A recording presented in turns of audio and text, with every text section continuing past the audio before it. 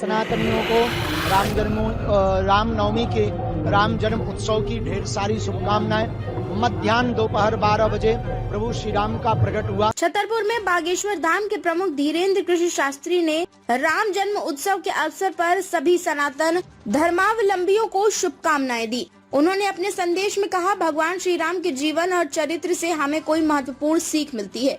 उन्होंने लोगों से आग्रह किया कि वे समाज और प्रजा के कल्याण के लिए कार्य करें, सभी जीवों के प्रति दया का भाव रखें और अहिंसा के मार्ग पर चलें।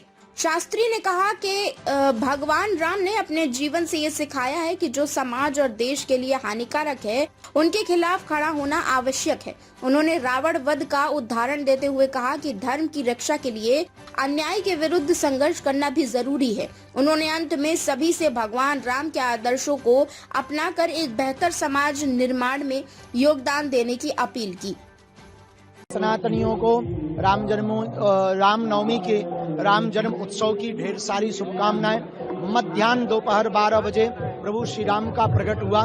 राम के चरित्र से हमें सीखना है कि प्रजा का भला करें, प्रजा के साथ साथ हमें जीवों पर दया करनी है और अहिंसा के मार्ग को अपनाकर अहिंसा धर्मो तथैव च, जो धर्म के लिए, देश के लिए हानिकारक है, उनकी हिंसा करना अपराध नहीं है। ये राम जी ने रावण का वध करके सिखाया है। आज महाराज यहाँ पहुँचे हैं, 51 फुट की प्रतिमा किस तरीके से? अष्टधातु की प्रतिमा अपने छतरपुर में 51 फीट की बनी, ये बहुत सौभाग्य की बात है। और अब विशाल महाबली हनुमान के हमने दर्शन किए।